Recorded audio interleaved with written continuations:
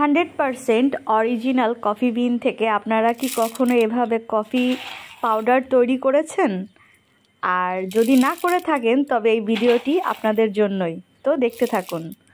তো আমি এই কফি বিনগুলো আমার এক আন্টি আমাকে গিফট করেছে, তো সেখান থেকে আমি এটা নিয়ে এসেছি খুলনা থেকে।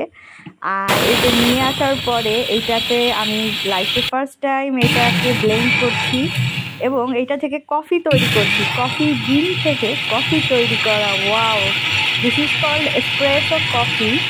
আর এই এসপ্রেসো কফির মানে টেক্সচারটা অনেক সুন্দর হয় এবং এটা 100% অরিজিনাল।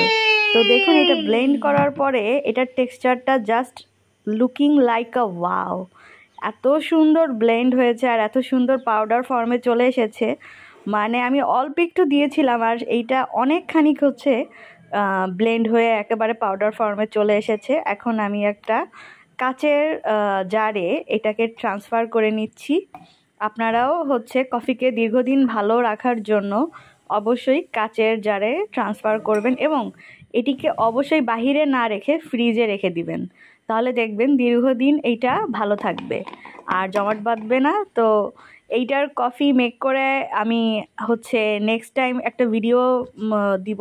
ততদিন ভালো থাকবেন, সুস্থ থাকবেন। আল্লাহ হাফেজ।